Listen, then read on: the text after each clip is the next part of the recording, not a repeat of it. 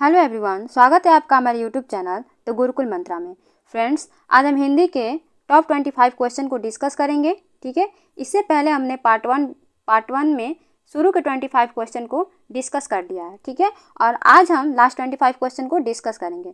Friends, इससे पहले हमने जीके जीएस का भी वीडियो बनाया हुआ है और उसको अच्छे से डिस्कस किया है, और आज हम हिंदी का वीडियो को भी बहुत अच्छे से डिस्कस करेंगे। हम एक एक क्वेश्चन को डिटेल में समझेंगे। तो फ्रेंड्स, आप वीडियो के लास्ट तक बने रहिएगा। निश्चित रूप से यह वीडियो आपके लिए बहुत ही ज़्यादा हेल्पफुल होगा। अगर आप हमारे चैनल को फर्स्ट टाइम विजिट कर रहे हैं तो प्लीज़ हमारे चैनल को लाइक करें, सब्सक्राइब करें और ज़्यादा से ज़्यादा शेयर करें। तो चलिए स्टार्ट करते हैं। हमारा पहला क्वेश्चन है, चपला का पर्यायवाची है। पर्यायवाची शब्द आपके एग्जाम में आता है, पूछ रहा है कि चपला का पर्यायवाची शब्द क्या है। ज्वाला, कंजूस, दामिनी, भगिनी। इसका राइट आंसर हो जाएगा ऑप्शन सी, दामिनी। चपला का पर्यायवाची शब्द क्या हो जाएगा? दामिनी हो जाएगा। ठीक है, और कौन कौन सा होता है चपला का पर्यायवाची शब्द? देखिए, विद्युत।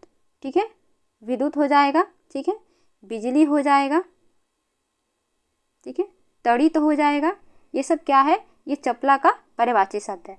ठीक है, चलिए ज्वाला का जान लेते हैं कि ज्वाला का पर्यायवाची शब्द क्या होगा। ठीक है, एक एक को हम समझेंगे, फिर कंजूस का भी जानेंगे और फिर भगिनी का भी जानेंगे। तो देखिए, ज्वाला का क्या हो जाएगा? आग हो जाएगा। ठीक है, आग हो जाएगा, अनल हो जाएगा। ठीक है, उसके बाद पावक हो जाएगा। ठीक है, कृषाणु हो जाएगा। ठीक है, और भी बहुत सारे होते हैं। ठीक है, चलिए अगर हम बात करें कंजूस का, तो कंजूस का क्या हो जाएगा? क्रीपर। ठीक है, क्रीपर हो जाएगा। उसके बाद से क्या हो जाएगा? शूम। ठीक है, मत्सर। ये सब क्या है? ये सब कंजूस के पर्यायवाची शब्द हैं। बात करें हम भगिनी की, तो भगिनी का पर्यायवाची शब्द क्या हो जाएगा? ठीक है, दीदी। ठीक है, दीदी। ठीक है, उसके बाद क्या हो जाएगा? दीदी के बाद और क्या हो जाएगा? बहन। ठीक है, उसके बाद अग्रजा। ये सब क्या हो जाएगा? ये सब भगिनी का पर्यायवाची शब्द हो जाएगा। चलिए नेक्स्ट क्वेश्चन। हमारा नेक्स्ट क्वेश्चन है, ऋजु का विलोम शब्द है। ऋजु का विलोम शब्द क्या होगा? सरल, वक्र, त्रिकोण, सीधा। इसका राइट आंसर हो जाएगा वक्र। ऋजु का विलोम शब्द क्या होगा? वक्र होगा। ठीक है, सरल का क्या हो जाएगा? अगर हम बात करें कि सरल का विलोम शब्द क्या होगा, तो सरल का क्या हो जाएगा? कठिन। ठीक है, सरल का क्या हो जाएगा? कठिन। त्रिकोण, त्रिकोण का क्या हो जाएगा? षटकोण। ठीक है, त्रिकोण का हो जाएगा षटकोण। ठीक है, और सीधा का क्या हो जाएगा? सीधा का हो जाएगा टेढ़ा या औंधा।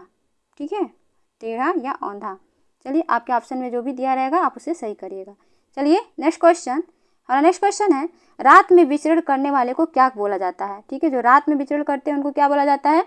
हमारा ऑप्शन है निशाकर, वंचर, तमचोर एंड निशाचर। ठीक है, तो इसका राइट आंसर क्या हो जाएगा? इसका राइट आंसर हो जाएगा ऑप्शन डी, निशाचर। ठीक है, रात में विचरण करने वाले को हम क्या बोलते हैं?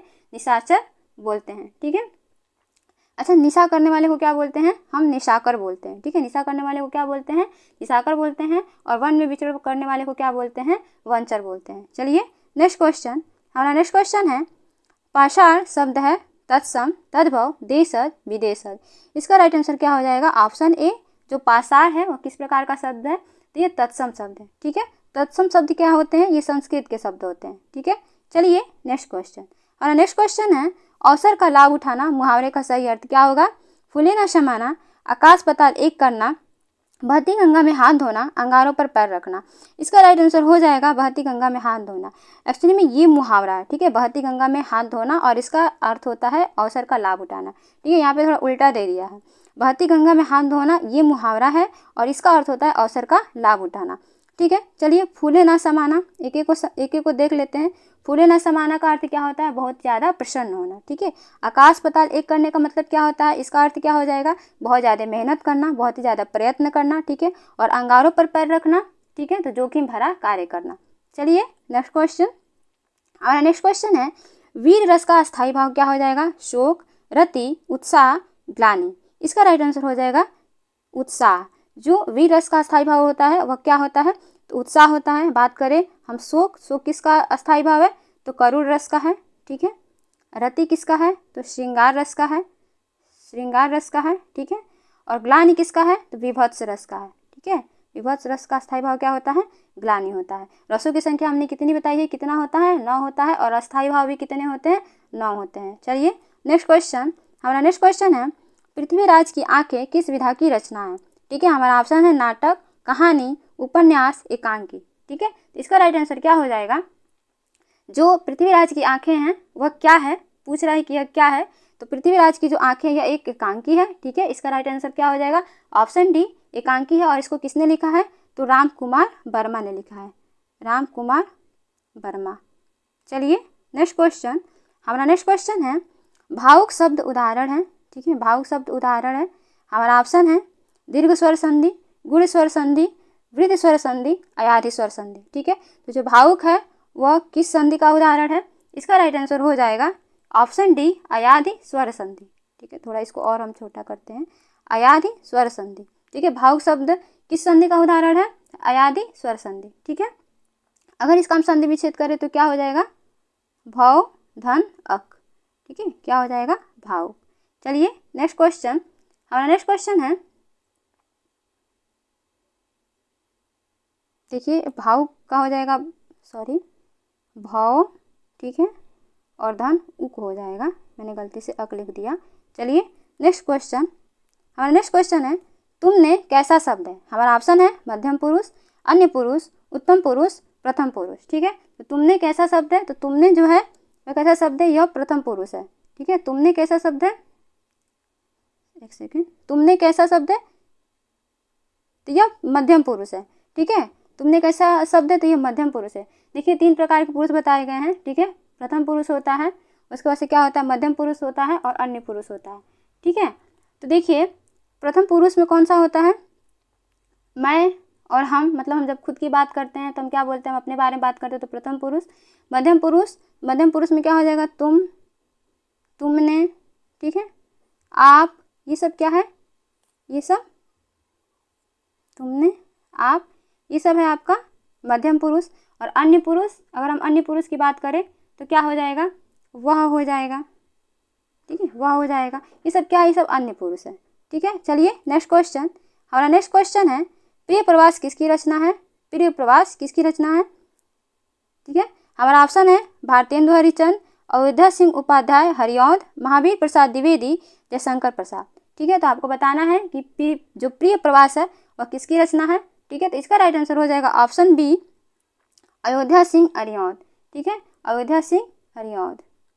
चलिए नेक्स्ट क्वेश्चन, हमारा नेक्स्ट क्वेश्चन है निम्नलिखित में से मिश्र वाक्य का चयन कीजिए।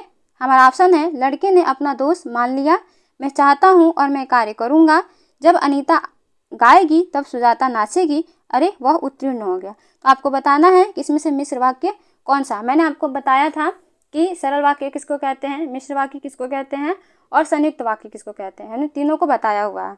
ठीक है, सरल वाक्य में केवल एक वाक्य होता है और जो मिश्र वाक्य होता है उसमें क्या होता है? उसमें एक वाक्य जो होता है वह दूसरे वाक्य पे क्या होता है? आश्रित होता है। ठीक है, तो जैसे कि देखिए अगर हम इस हिसाब से पहचान करें तो हमारा ऑप्शन क्या हो जाएगा? ऑप्शन सी, जब अनीता गाएगी तब सुजाता नाचेगी। मान लीजिए हमने सिर्फ इतना बोला कि जब अनीता गाएगी, आप क्या समझेंगे? आप कुछ नहीं समझ पाएंगे। जब तक मैं इस वाक्य को पूरा ना करूं तब तक आप नहीं समझ पाएंगे कि मतलब आगे क्या होगा।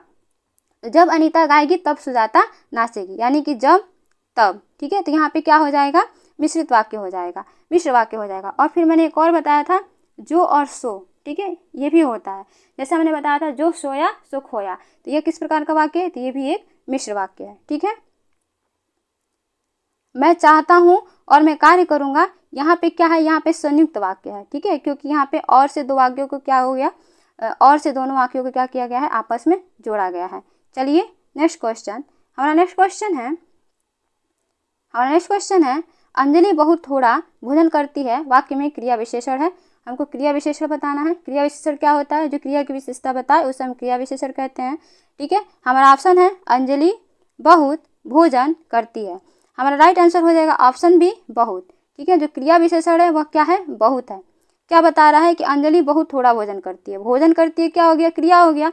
और बहुत थोड़ा भोजन करती है क्या हो गया? क्रिया की विशेषता बता रहा है।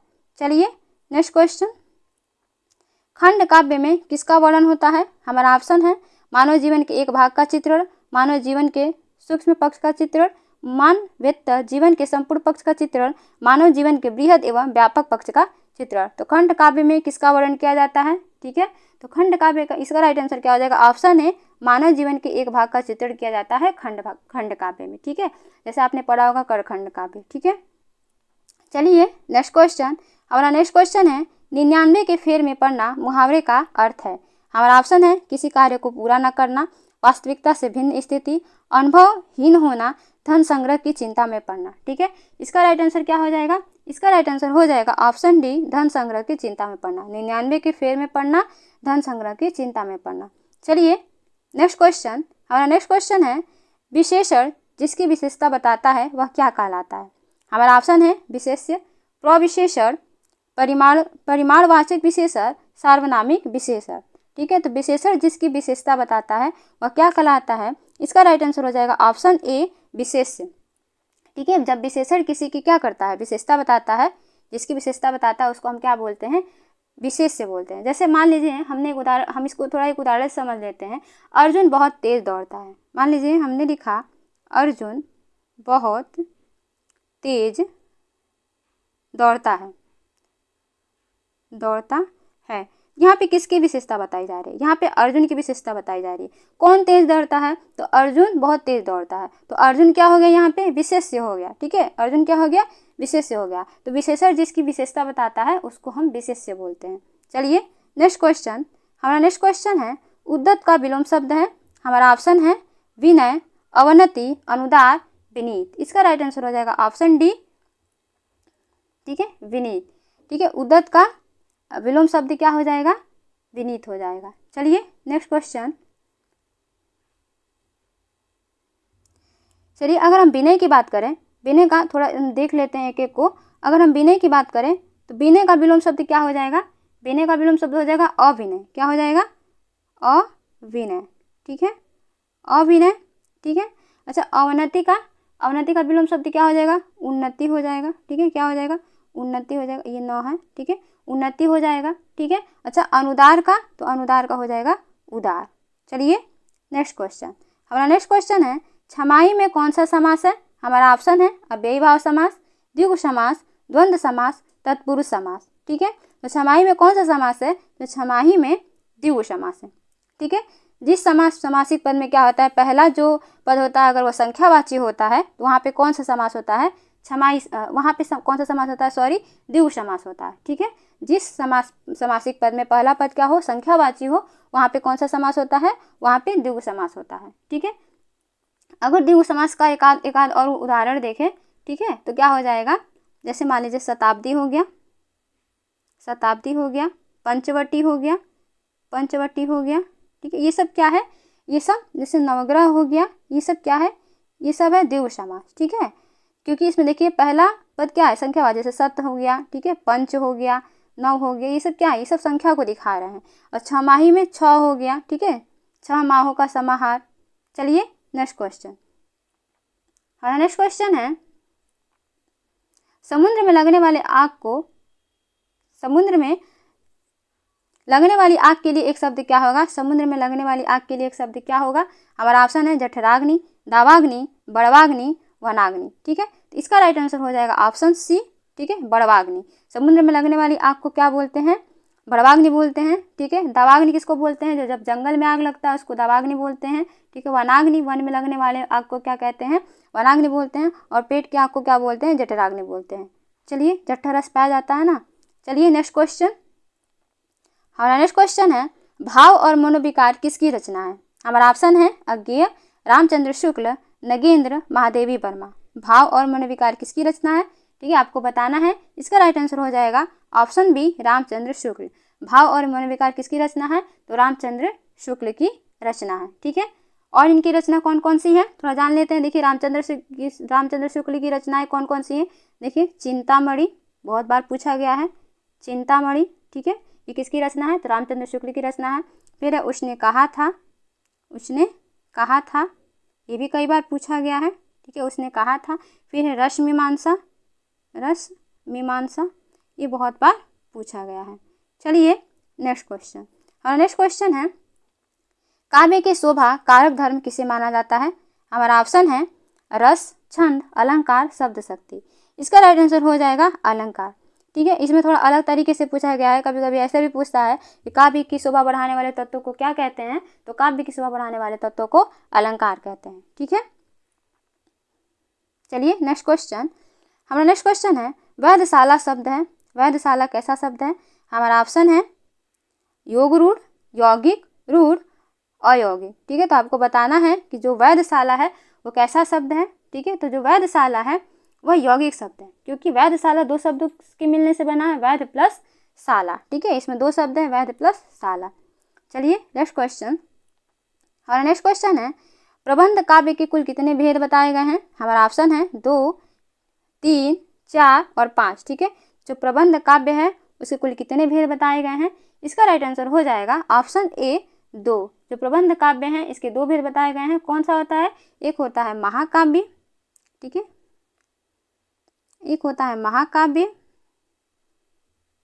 ठीक है, और दूसरा होता है खंड काव्य, खंड काव्य। ये होते हैं प्रबंध काव्य। ठीक है, इसके 2 भेद होते हैं। चलिए नेक्स्ट क्वेश्चन। हमारा नेक्स्ट क्वेश्चन है दिगंबर शब्द का संधि विच्छेद है। दिगंबर शब्द का संधि विच्छेद क्या हो जाएगा? हमारा ऑप्शन है दिग प्लस अंबर, दिग प्लस अंबर, दिग प्लस मबर एंड दिग प्लस अंबर। इसका राइट आंसर हो जाएगा ऑप्शन बी दिग प्लस अंबर। ठीक है, दिगंबर शब्द में दिगंबर शब्द का संधि विच्छेद क्या हो जाएगा? दिग प्लस अंबर। अगर पूछ दे इसमें कौन सी संधि है, तो व्यंजन संधि है। ठीक है, कौन सी संधि है? तो व्यंजन संधि है। ठीक है, चलिए नेक्स्ट क्वेश्चन। हमारा नेक्स्ट क्वेश्चन है अधिमानता में प्रयुक्त उपसर्ग बताएं। अधिमानता में कौन सा उपसर्ग प्रयोग किया गया है आपको बताना है। हमारा ऑप्शन है अ, अध, अधि, ता। ठीक है, इसका राइट आंसर क्या हो जाएगा? इसका राइट आंसर हो जाएगा ऑप्शन सी अधि। अधिमानता में कौन सा उपसर्ग प्रयुक्त किया गया है? तो अधि। अधि से और कौन कौन से शब्द बन सकते हैं? तो अधिकार, ठीक है, अधिकार। इसके बाद क्या हो जाएगा? अधिकृत। इसमें कौन सा उपसर्ग लगा है? तो अधि लगा है। चलिए नेक्स्ट क्वेश्चन। हमारा नेक्स्ट क्वेश्चन है बंधन किसका प्रतीक है? हमारा ऑप्शन है स्वाधीनता का, अकेलेपन का, गुलामी का, असमानता का। देखिए ऑप्शन के अनुसार हो जाएगा गुलामी का। ठीक है, बंधन किसका प्रतीक है? तो गुलामी का। Friend, thank you so much for watching my video. ऐसे ही डिटेल में एक एक क्वेश्चन को समझने के लिए आप हमारे वीडियो को लाइक करें, सब्सक्राइब करें और ज़्यादा से ज़्यादा शेयर करें।